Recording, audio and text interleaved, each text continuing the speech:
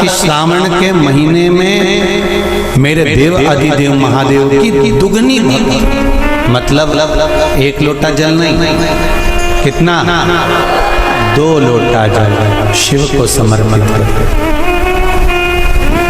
जा रहे हैं सब, 2 लोटा जल बाबा को समर्पित करते। मेरे भोले तेरा सहारा है, मेरी नैया का तू किनारा है। श्रावण शिव महापुराण की कथा में गंगा और पार्वती की मूल तत्वता, जैसे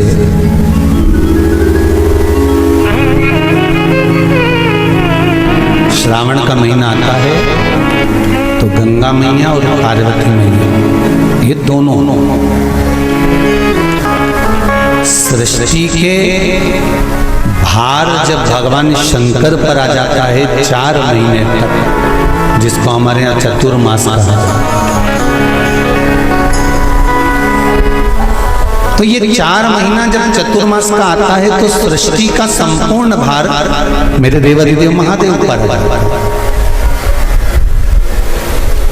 और देवाधिदेव महादेव पर जब सृष्टि का भार आता है तो केवल अकेले महादेव इस भार को नहीं उठाता, इस भार को उठाने के लिए गंगा और माता पार्वती भी उनके नजदीक में आकर खड़ी हो जाती।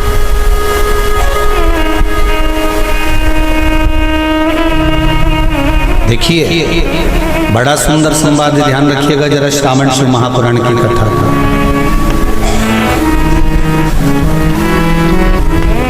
केवल एक पुरुष का कार्य नहीं है परिवार का भार उठाने का, केवल एक पुरुष का भार कर्तव्य नहीं कि परिवार का भार केवल पुरुष उठाए।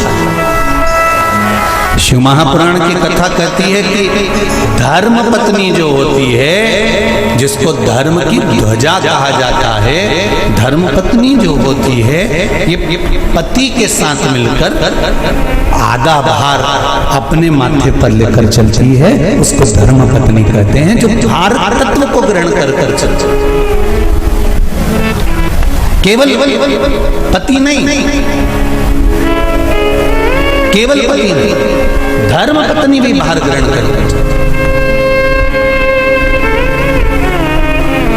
शंभु शरणे पड़ी मांगो घड़ी रे घड़ी, दुख काटो दया करी दर्शन आपो, दया करी दर्शन आपो।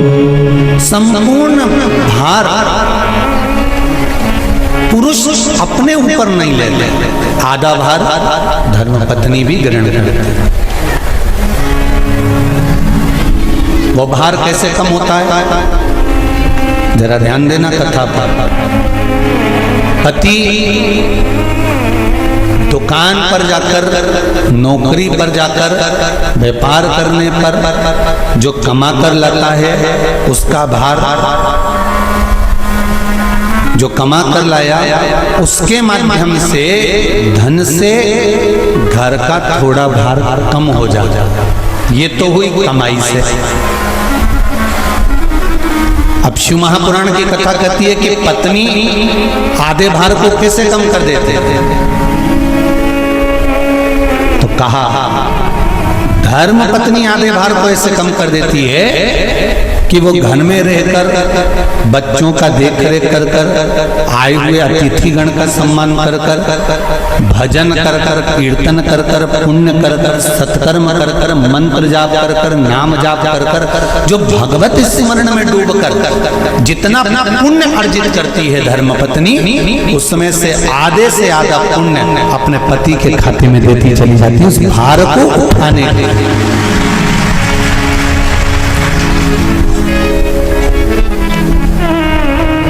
उस भार को उठाने में आधे से आधा भार धर्मपत्नी अपने व्रत, अनुष्ठान, मंत्र, साधना, तप, उपवास आदि के माध्यम से काटा। एक बात और याद रखिए, श्रावण के महीने में सारे व्रत आते हैं बहुत सुंदर सुंदर। छोटी तीज का व्रत भी अभी आ जाता है, बड़ी तीज का व्रत भी आ जाता है। दुबे जी, छोटी तीज भी आएगी, बड़ी तीज भी आएगी, और अच्छे से अच्छे व्रतों का क्रम रामकिशोर जी बीच बीच में श्रावण, भादो, कुंवर, कार्तिक में आते रहे। ये 4 महीना जो व्रत आते हैं, इन व्रतों की मूलता क्यों कही गई? ये सारे व्रत चतुर्मास के अंतर्गत ही आते हैं, इन व्रत को बाद में भी आ जाना चाहिए, पर नहीं। मूल जो व्रत हैं, पूजन है, अनुष्ठान है, देवी देवताओं के जो पूजन के भाव बताए, वही चतुर्मास में बनता। इसका कारण क्या है? क्यों चतुर्मास के व्रत की महत्वता होती है? तो कहा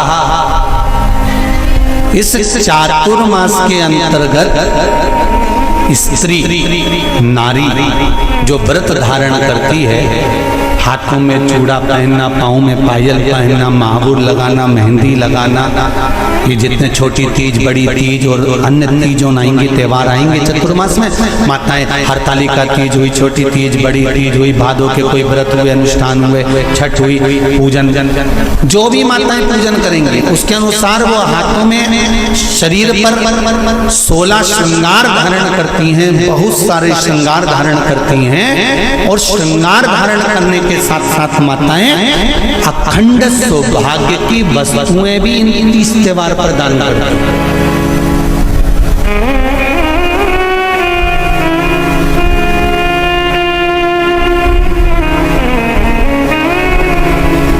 जो अखंड सौभाग्य की सूचक,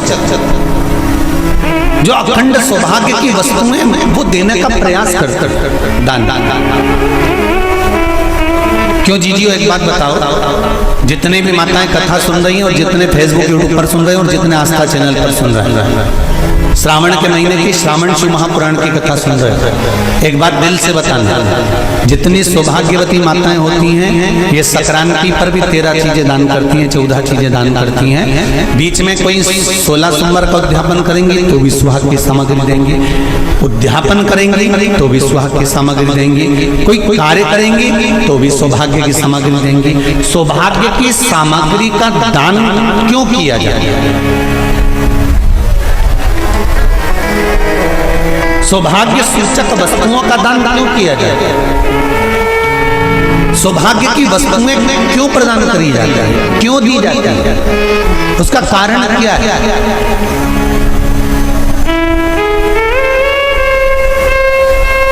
क्यों देते हैं? महाराज, भारत की भूमि की सौभाग्यवती माताओं का एक मन की अभिलाषा रहती है, भारत की भूमि की माताओं की एक अभिलाषा रहती है कि जब उसके प्राण छूटे तो अखंड सौभाग्य धारण करके पति के कंधे पर और पुत्र के कंधे पर शमशान पर।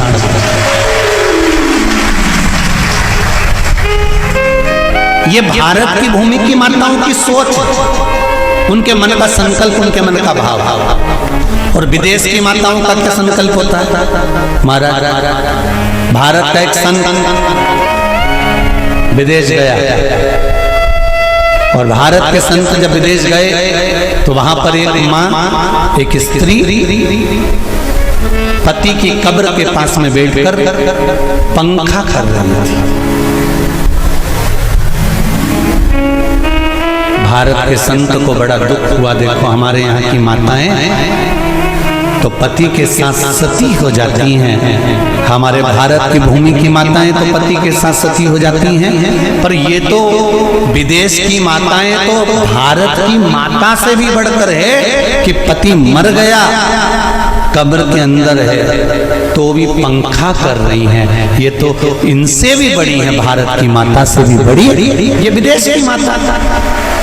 तो भारत के संत से रहा नहीं गया और भारत के संत ने जाकर पूछ लिया विदेश की माता से, माँ जी एक बात बताओ, हमारे यहाँ पति के साथ पत्नी सती हो जाती है, वो प्रथम गिनती में आती है, पर तुम तो उससे भी बड़ी हो कि पति मर गया उसके बाद भी उसकी कब्र को पंखा कर रही हो। इतने में विदेश की माता ने कहा, मैं पति को पंखा नहीं कर रही, हमारे यहाँ नियम है जब तक पति की कब्र नहीं सूख जाए हम दूसरी शादी नहीं कर सकते, इसलिए पंखे से सुखा रहा।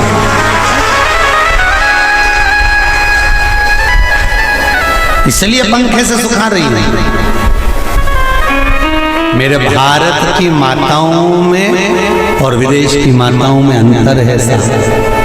मेरे भारत की माताएं अखंड सौभाग्य की वस्तुएं धारण कर कर अपने आप को गौरवान्वितता महसूस करती हैं और विदेश की माताएं ये सब वस्तुएं उतार कर गौरवान्वितता महसूस करती हैं।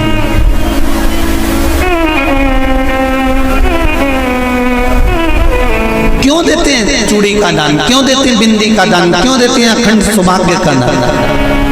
किस महाराज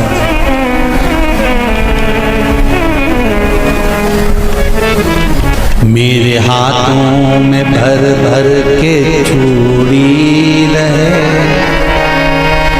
मेरे हाथों में भर भर के चूड़ी, और मैया कोई कामना मेरे मस्तक पे चमकती चूनर रहे, मेरे मस्तक पे चमकती चूनर रहे, और मैया कोई कामना मेरी मांगों में भर भर के सिंदूर रहे, मेरी मांगों में भर भर के सिंदूर रहे, और मैया कोई कामना नहीं मेरे पाँव में बिछुड़ी का जोड़ा रहे। एक बिछुड़ी नहीं, कितनी? 2 3 4 5, एक एक पाँव में जोड़े से बिछुड़ी होना चाहिए, केवल एक नहीं, सिंगल नहीं। वो तो आजकल का फैशन हो गया महाराज, जो केवल एक बिछुड़ी धारण कर लो उसी में फैशन दिखे। श्रावण की शिव महापुराण की कथा कहती है जब बेटी को विदा करा जाता है और पहली बार बेटी के पांव में जब बिछुड़ी डाली जाती है तो वो बिछुड़ी भी अलग अलग नहीं होती, उस बिछुड़ी के जोड़ को चेन से एक दूसरे से बंधा हुआ होता। बोला सही है कि गलत? जितने आस्था चैनल पर कथा सुन रहे हैं, जितने फेसबुक पर सुन रहे हैं, यूट्यूब पर सुन रहे हैं, सुन लेना कि मेरे भारत की माताओं का जब पाणी ग्रहण संस्कार किसी बेटी का होता है, उसके पांव में जब पहली बार बिछुड़ा पिनाया जाता है, बिछुड़ी पिनाई जाती है, तो वो बिछुड़ी भी एक दूसरे से बंधी हुई होती है, चेन से बंधी हुई होती है। उसको अलग अलग वाली बिछुड़ी शादी के मंडप में नहीं पिनाई जाती। क्यों?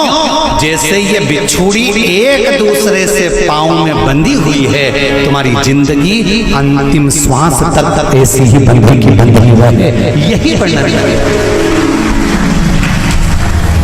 तो अब माताओं ने थोड़ा सा फैशन चेंज कर दिया, अब पांव में ज्यादा बिछुड़ी नहीं पहनती, गड़ती है, चुभती है, एक बिछुड़ी धारण महाराज। नहीं, बिछुड़ी भी 2 जोड़े से। हमारी माताएं, भारत की भूमि की जो माताएं हैं, ये चूड़ी भी हाथ में पहनती है तो जोड़े से पहनती है। बोलो जैसा सही है कि गलत है? एक अकेली चूड़ी माताएं हाथ में धारण नहीं करती हैं। अगर भारत की भूमि की संस्कारित माताएं हैं और भारत की भूमि की सभ्यता और संस्कृति को जानती है तो अकेली चूड़ी नहीं, जोड़े की चूड़ी पहनेगी, 2 चूड़ा डालेगी, 4 डालेगी, 12 डालेगी, पर सिंगल नहीं, अकेले। और सरल भाषा में समझ लो, हमारे यहाँ ठेले पर लेने जाओ तो जो केले अपन खाते हैं वो भी सिंगल नहीं देते, उसको भी जोड़े से दिया जाता है। 2 दूं की, 12 दूं की, आधी दर्जन दूं की 1 दर्जन। अब अंदाजा लगाइए, हमारे यहाँ देने का भी एक भाव है। श्रावण के महीने की शिव महापुराण की कथा, जिसका नाम है श्रावण शिव महापुराण की कथा, ये कहती है कि पार्वती जी ने और गंगा जी ने ये चतुर्मास में जितना सौभाग्य का दान दिया है, उनके बराबर दुनिया का कोई व्यक्ति इतना सौभाग्य का दान नहीं दे सकता जो माता गंगा और पार्वती दोनों दान दे रहे हैं।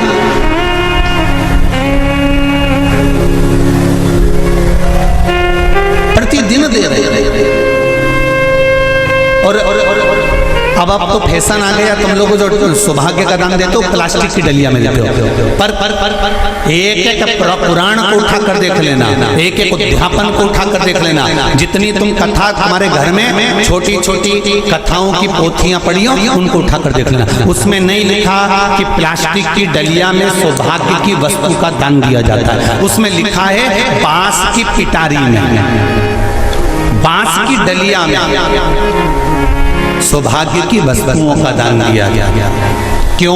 क्योंकि बांस वंश की वृद्धि करता है, बांस सौभाग्य की वृद्धि करता है, और बांस अखंड सौभाग्य, जैसे बांस का पौधा बढ़ते चले जाता है, बढ़ते चले जाता है, उसी तरह बांस की डलिया में जब दान दिया जाता है, बांस की टोकनी में जब दान दिया जाता है, तो ये भाव रखा जाता है कि तुम्हारा सौभाग्य ऐसे ही बढ़ता रहे। पर अब थोड़ा सा फैशन चेंज हो गया, तो प्लास्टिक की डलिया, पर प्लास्टिक की नहीं। महाराज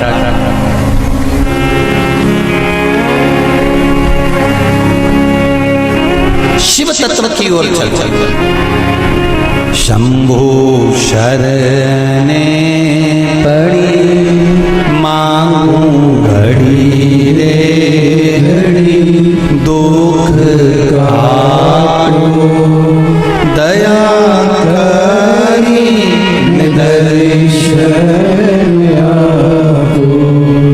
तो गंगा मैया और पार्वती मैया चतुर्मास के अंतर्गत जो त्योहार पड़ता है, चतुर्मास के अंतर्गत जो व्रत पड़ते हैं, ये किसी दूसरे के नहीं है। तीज का व्रत माता पार्वती का, छठ का व्रत माता पार्वती का, चतुर्थी का व्रत माता पार्वती का, ये सारे व्रतों की शुरुआत गंगा और पार्वती ने अपने बल से। बोलो हर हर महादेव। ये अपने बल से बनाना, अपने बल से।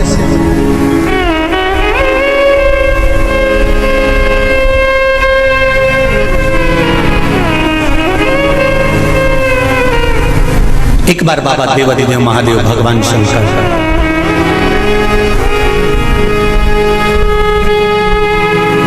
भोलेनाथ नंदी को लेकर निकले,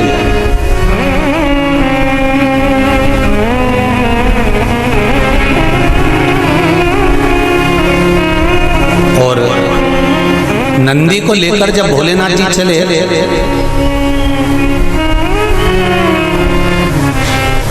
बीच मार्ग में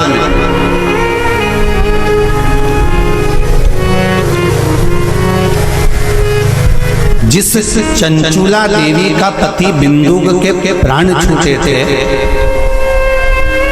और जो चंचुला देवी माता पार्वती की सेवा में लगी हुई थी, वो चंचुला देवी का दर्शन भगवान शंकर को और शंकर भगवान का दर्शन चंचुला देवी को।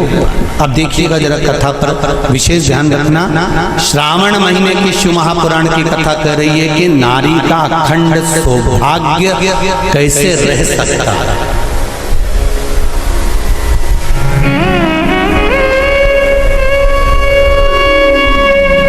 अपने घर के बच्चों को, अपने घर की बेटियों को, बेटों को, अपने घर की बहुओं को, अपने परिवार को कैसे एकजुट कर कर एक साधना में रखा जा सकता है, वो शिव महापुराण।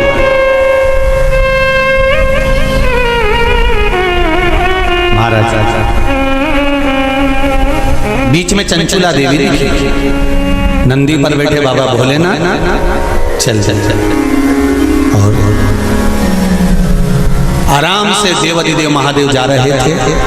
नंदी अलमस्त होकर चल रहे थे, हाथ में बाबा के त्रिशूल त्रिपुंड, मस्तक पर भस्म रमाए हुए, जटा जूट बांधे हुए, मस्तक पर सुंदर चंद्रमा है और गंगा की धार बहते बहते देवाधिदेव महादेव चंचुला के सामने आ गए।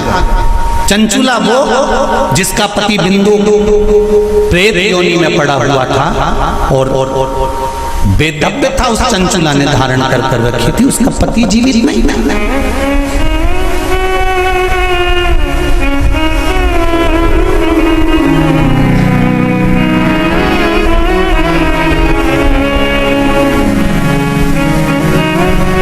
हाथ जोड़े चंचुला देवी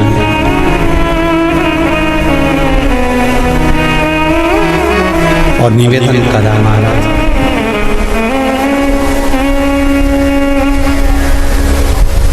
हे भोलेनाथ, हे त्रिकालदर्श, हे शिव, अरे वो काशी रेवण वाले की,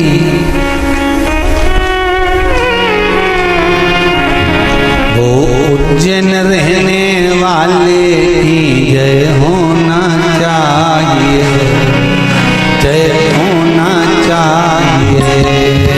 ओ काशी रहने वाले की, ओ उज्जैन रहने वाले की जय होना चाहिए, जय होना चाहिए। घर घर में भोले बाबा की, घर घर में शंभो बाबा की जय होना चाहिए, जय होना चाहिए। घर घर में भोले बाबा की जय, शंभो बाबा की जय होना चाहिए, जय होना चाहिए। घर घर में भोले बाबा की, घर घर में शंभो बाबा की जय होना चाहिए, जय होना चाहिए। घर घर में भोले बाबा की, घर घर में शंभो बाबा की जय होना चाहिए,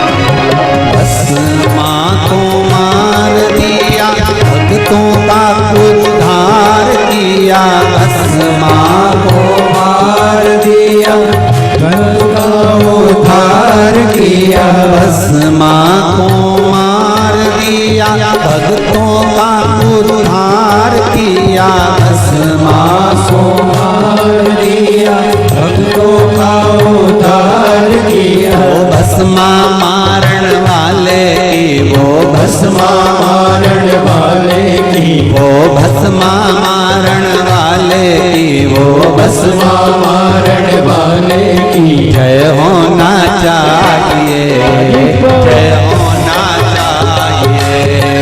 वो भस्मा मारण वाले की जय होना चाहिए, जय होना चाहिए। घर घर में भोले बाबा की, घर घर में शंभू बाबा की जय होना चाहिए, जय होना चाहिए। घर घर में भोले बाबा की, घर घर में शंभू बाबा की जय होना चाहिए, जय होना चाहिए। शंभो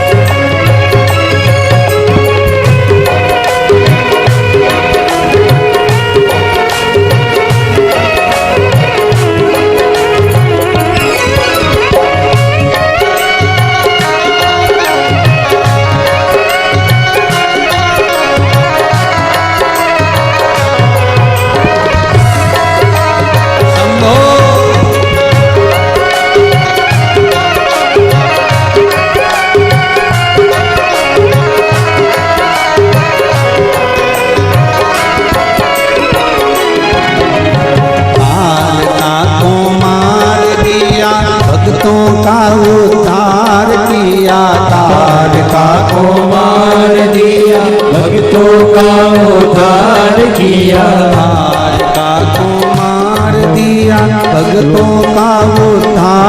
किया, तारका को मार दिया, भक्तों का उद्धार किया। तारका मारन वाले की, वो तारका मारन वाले की, वो तारका मारन वाले की, वो तारका मारन वाले की जय होना चाहिए, जय होना चाहिए, जय होना चाहिए, जय होना चाहिए, जय होना चाहिए, जय होना चाहिए, जय होना चाहिए, जय होना चाहिए। घर घर में भोले बाबा की, घर घर में भोले बाबा की, घर घर में शंभू बाबा की, घर घर में शंभू बाबा की जय होना चाहिए, जय होना चाहिए, जय होना चाहिए, जय होना चाहिए, ओ जय होना चाहिए, जय होना चाहिए, जय होना चाहिए, जय होना चाहिए, जय होना चाहिए, जय होना चाहिए, जय होना चाहिए, जय होना चाहिए। हर हर महादेव शिव का जय हो महाराज। उसकी कृपा बिना संसार में कोई कार्य नहीं। मूल मंत्र का स्मरण करेंगे। बाबा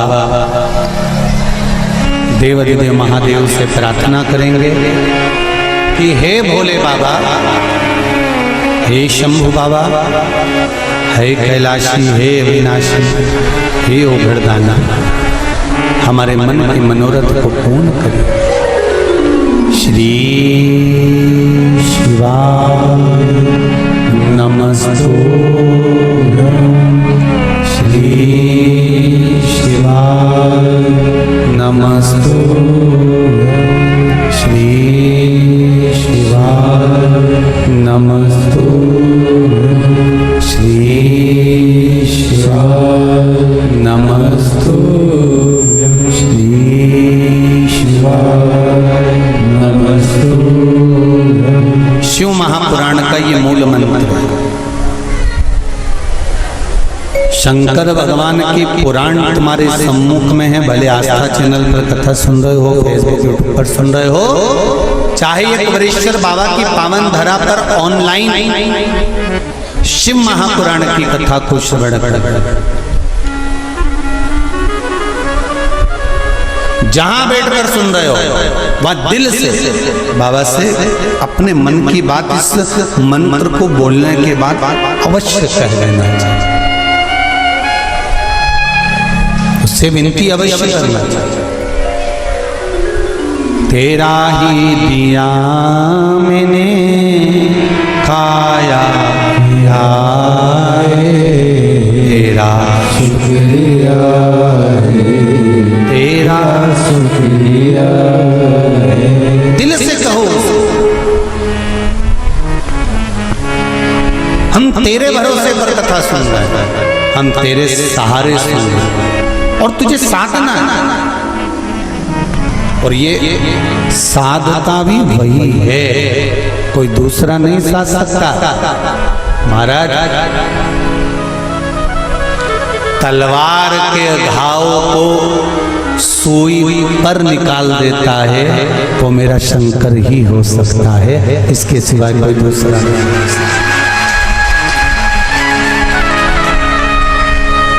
तलवार के घाव को अगर सुई पर निकाल रहा है तो वो शिव है। जो हादसा हुआ पूर्णिमा पर, वो अगर दिन में होता तो ये तलवार का घाव जैसा नहीं होता, और निकाल दिया सुई के घाव पर, सुई पर। ये शिव है, कोई दूसरा नहीं। ये शंकर है, कोई दूसरा नहीं। वो कुबेरेश्वर महादेव है, साधारण नहीं हो सकता। भक्ति अविरल हो,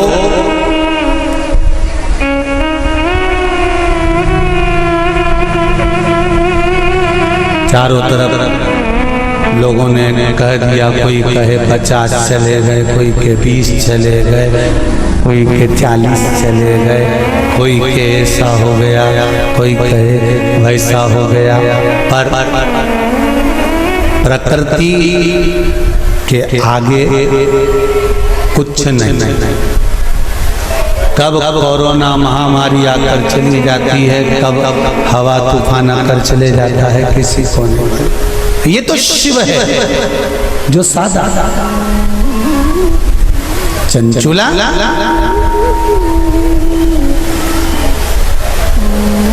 आपने मेरा मार्ग क्यों रोक दिया? भगवान देवाधिदेव महादेव ने पूछा।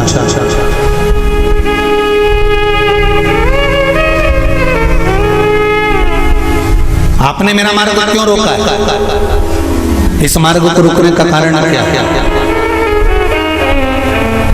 किस लिए रोका है?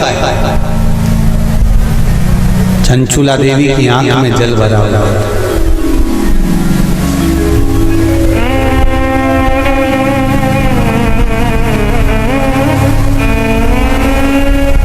मैं बेधब्य हो गई। चंचुला देवी कहती हैं, मेरे पति के धाम को मुझे वापस जाना है।